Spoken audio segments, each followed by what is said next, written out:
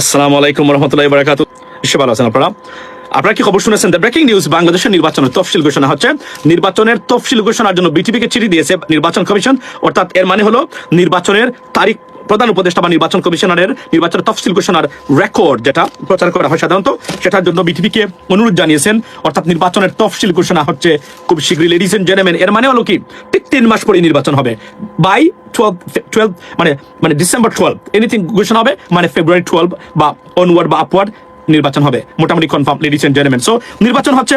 এখন আমি প্রশ্ন করি, সোশ্যাল মিডিয়া অ্যাক্টিভিস্ট এবং skeptical about election, those are expressed their concern, ladies and gentlemen, those were expressed their concern regarding election. What are you gonna say? I said that election will be held. আমি এখন দেখেন এই যে political assessment গুলা মানে কিভাবে আমরা করি, আপনি দেখেন তো এই যে মানে এই ঘটনাগুলো দেখেন, সবাই বলছে নির্বাচন হবে না, নির্বাচন হওয়ার কোনো সম্ভাবনা দেখেন না। অনেক জনপ্রিয় সোশ্যাল মিডিয়া অ্যাক্টিভিস্ট যাদের সাথে কথা বলেছি, আমি বলছি নির্বাচন হবে। একটি কারণে নির্বাচন না হওয়ার সম্ভাবনা আছে, সেটা হচ্ছে যে আমেরিকান গভর্নমেন্ট কোনোভাবে মনে করেন এরা আর 6 মাস থাকুক, থাকলে বা 1 বছর থাকুক, এই কাজ হবে তখন দেশের জন্য। তখন আমেরিকান গভর্নমেন্টই বাংলাদেশের জামায়াত ইসলামী, বিএনপি বা এনসিপি বা যারা আছে স্টেক হোল্ডার্স মানে নির্বাচনের জন্য, তাদের সাথে আলোচনা করবে। আলোচনা করে বলবে যে আপনারা এই সময়টা তাকে দেন, এবং এরা না করার কোনো সুযোগই তাদের সামনে আর নেই, থাকবে না তখন। কেননা যখন ওই লেভেল থেকে আপনার রিকোয়েস্ট আসবে, আমি বলি নাই অবশেষে নির্বাচন হচ্ছে এবং নির্বাচনের তফসিল ঘোষণা হচ্ছে 2 থেকে 3 দিনের ভিতরেই আনুষ্ঠানিকভাবে বাই দ্য নির্বাচন election commission. Ladies and gentleman, so সব জল্পনা কল্পনার অবসান শেষ হয়ে নির্বাচন বাংলাদেশে হচ্ছে একটা স্থিতিশীলতার জন্য, মানে চূড়ান্তভাবে এই নির্বাচনটা বাংলাদেশের মানুষের জন্য, বাংলাদেশের অস্তিত্ব রক্ষার জন্য এই নির্বাচন খুবই গুরুত্বপূর্ণ। এই নির্বাচনে ভোট দিতে গিয়ে কোনো ভুল করলে আপনি না, আপনার সন্তানরা সারা জীবন কিন্তু পস্তাবে এবং আফসোস করবে, এবং তাদের ভবিষ্যৎ মানে বিপদগ্রস্ত হবে। এটা আমি আপনাদেরকে নিশ্চিত বলতে পারি। এই নির্বাচন হবে বাংলাদেশি বেস এবং রিফর্মস করার জন্য।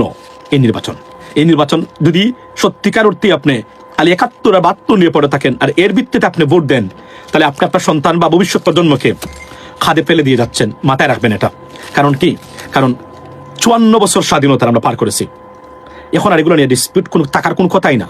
আর ইতিহাস এমন একটা মানে সেটেলড ইস্যু যে এটাকে আপনি পরিবর্তন করতেই পারবেন না কখনোই। সুতরাং we got to live bearing this kind of experience, ladies and gentleman. এবং এই ইলেকশন বাংলাদেশের ইতিহাসের জন্য সবচেয়ে গুরুত্বপূর্ণ ইলেকশন হবে, যে ইলেকশনটা নির্ধারণ করবে আগামী 50 বছরে বাংলাদেশ কেমন বাংলাদেশ চাই।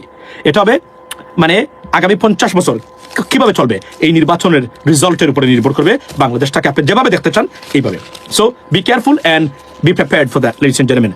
সো লেডিস এন্ড জেন্টলম্যান, নির্বাচন হচ্ছে, এবং এই নির্বাচনের সাথে সাথে কয়েকটা জিনিস ঘটবে বাংলাদেশের স্থিতিশীলতার জন্য। ডেফিনেটলি এই নির্বাচনটা দরকার, যেহেতু এখন সময় মানে শেষের পথে। এখানে একটা মারাত্মক ধরনের ঘটনা ঘটবে কিন্তু আগামীতে, যেটা হলো সবচেয়ে খারাপ। যদি সুষ্ঠুভাবে নির্বাচন হয় এবং একটা সরকার গঠন হয়, সবচেয়ে খারাপ যে জিনিসটা মানে যারা সবচেয়ে বেশি ক্ষতিগ্রস্ত হবে এরা কিন্তু হচ্ছে আওয়ামী লীগ। মাথায় রাখবেন, এই যে নির্বাচন হবে, এই নির্বাচনের জামায়াত ইসলামী ক্ষমতায় গেলে জাতীয় সরকার গঠন করবে, এটা মোটামুটি নিশ্চিত। বিএনপি গেলেও বিএনপিতে অনেক প্রগ্রেসিভ মানে ওই যে ধর্মবিরোধী যারা আছেন তারাও থাকবেন, মানে অনেকেই থাকবেন, মানে অর্থাৎ তখন এনসিপি যদি যায়, জামায়াত ইসলামের বাইরে যদি যারা আছে আমাদের সাথে, তারা যদি যায়, দেশ শান্তি। জামায়াত ইসলামের বিরুদ্ধে গেলেও তাদের কাছ থেকে দেশে অস্থিতিশীলতা সৃষ্টির জন্য কোনো কিছু আসবে না। অর্থাৎ এই নির্বাচনের পরে সবচেয়ে খারাপ সংবাদ বা খারাপ মানে মানে সময় যাদের আসবে তারা হচ্ছে আওয়ামী লীগ। এবং এই যে প্রতিদিন তারা হুমকি দামকি দেয়, একটু আগে বলে আসছি যে ধরে ফেলবো, খেয়ে ফেলবো, ছিঁড়ে ফেলবো, মেরে ফেলবো, শেষ করে ফেলবো, লিস্ট করতেছি, ভিডিও রেকর্ড আছে। এগুলো না করে আমি আওয়ামী লীগের যারা আছেন তাদের উদ্দেশ্যে আমি বলি, যেহেতু আওয়ামী লীগ নিষিদ্ধের বিপক্ষে ছিলাম আমি, মানে লিস্ট করেন কি কি করলে আওয়ামী লীগ আবার রাজনীতিতে ফিরতে পারে। Thank you so much FTD. মানে কি কি করলে আওয়ামী লীগ রাজনীতিতে ফিরতে পারে। এই যে দৌড় মার সারা এই করেছে, তার বাড়ি রেকর্ড করেছে, তার এইগুলো করেছে, এগুলো না করে এগুলা করলে হয়তো আওয়ামী লীগের ফেরার সম্ভাবনা আছে। সন্ত্রাস দিয়ে আওয়ামী লীগ ফিরতে পারবে না, কিছুটা নুইসেন্স তৈরি করতে পারবে। আর নির্বাচনের পরে আমার ধারণা সবাই ঐক্যবদ্ধ হবে, সেখানে আপনাদের জন্য আরো খারাপ সময় অপেক্ষা করতেছে। এখন দেখেন না অনেকেই যারা আছেন মানে তুষামুদি তেল মারা তুলছে আওয়ামী লীগের মানুষ যারা আছে। প্রশ্ন হলো আওয়ামী লীগের এরা তো ভোটার, এরা সবাই তো খারাপ কাজ করে নাই, নিশ্চয়ই এদের কাছে ভোট চাইতে হবে, ভোট পাইতে হবে। এটা মেকানিজম নিশ্চয়ই দলগুলা করবেন, তারা করুন এটা। আচ্ছা, সালাম আসুন ভাই। ওয়ালাইকুম আসসালাম from UK.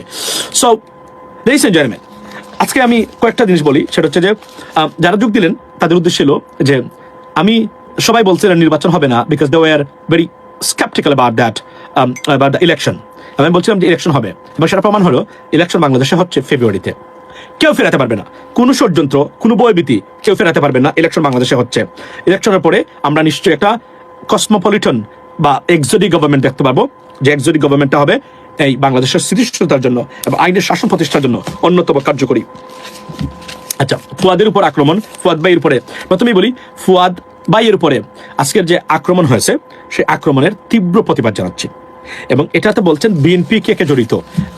I was taken অ্যাবাক when I came to know যে বিএনপির অ্যাক্টিভিস্টরা এখানে জড়িত। আমি মনে করি সেটা আওয়ামী লীগ, কেন না আওয়ামী লীগের এরা লিস্ট করেছে, অনেকেরই, এর মধ্যে আমাদেরও আছে, লিস্ট করেছে তারা কার কি করবে, কার কি সিরবে, মানে সিরবে তারা, মানে বিভিন্নভাবে চেষ্টা করবে তারা ডেফিনেটলি। বাট এটা আমি মনে করি আওয়ামী লীগের চিরতরে নিশ্চিহ্ন হওয়ার একটা পথই তারা অবলম্বন করে যাচ্ছে এই ক্ষেত্রে। কারণ সন্ত্রাস দিয়ে রাজনীতিতে পুনর্বাসিত হতে পারবে না আওয়ামী লীগ জীবনেও, এটা almost inevitable, right ladies and gentleman. So শুনুন, আমি আপনাকে বলি, এখন শুনি যে কে জড়িত। এটা একটা, এই ঘটনার তীব্র নিন্দা এবং প্রতিবাদ জানাই। আর যদি বিএনপির কেউ এখানে জড়িত থাকে তাহলে মনে রাখবেন বিএনপির জন্য বিপদ ডেকে আনছেন আপনারা। যদি বিএনপির কেউ এই কাজ করে থাকেন, বিএনপির জন্য, বিএনপির সম্ভাবনাকে নষ্ট করার অংশ এটা আমি মনে করি। কেন জানেন? কারণ মনে রাখবেন আপনি, ভোটার কিন্তু সাধারণ জনগণ, ভোটার কিন্তু আওয়ামী লীগের ৭১ নিয়ে মানে ব্যবসা করা মানুষ যারা, এরা না। ভোটার হলো সাধারণ জনগণ। সাধারণ জনগণ সব দেখছে, এটা টোটালি বিএনপির বিপক্ষে যাবে এই ঘটনাটা। আমি বিএনপির নেতৃবৃন্দ, বিএনপির অ্যাক্টিভিস্ট যারা আছেন, বাংলাদেশ জাতীয়তাবাদী দল, তাদের উদ্দেশ্যে আমার বক্তব্য একটা, এমন কিছু কাজ করবেন না যে কাজ করলে আপনাদের ভোট মানে কমে। মনে রাখবেন ভোট হবে, কিন্তু আমি ইলেকশন কমিশনের অনেকের সাথে আমার দেখা হয়েছে, প্রধান নির্বাচন কমিশনার থেকে শুরু করে এই যে ব্রিগেডিয়ার জেনারেল আবুল ফজল আছেন না, Sanaullah, this guy is so tough. এই লোক নির্বাচন কমিশনে থাকা অবস্থায় নির্বাচন বানচাল করা, নির্বাচন নিয়ে ২ নম্বরই করা নির্বাচন কমিশন থেকে, it's not possible. This guy is an iron man, serious tough guy. আর্মির লোক, definitely serious tough gentleman, trust me.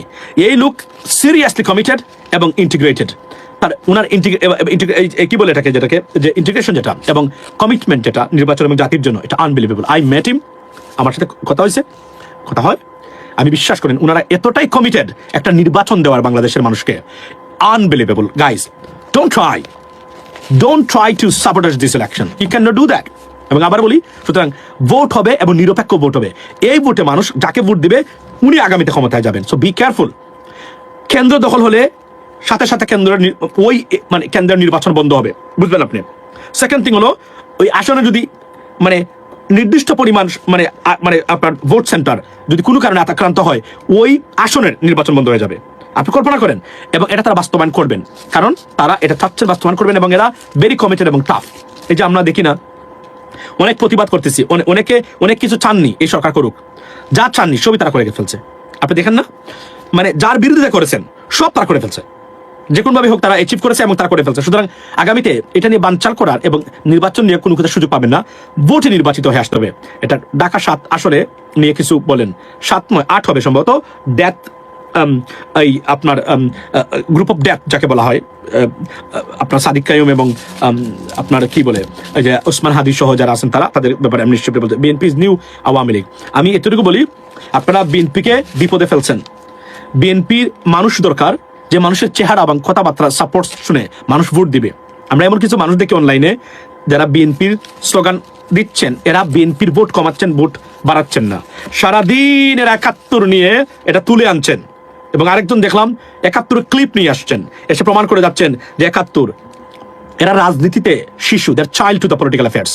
Child আপনাদের কাছে অনেক বড় মনে হতে পারে, মানে আমি আবার বলছি, জেনে শুনে বুঝে অ্যাসেস করে বলছি, there child to the political affairs, they have no idea.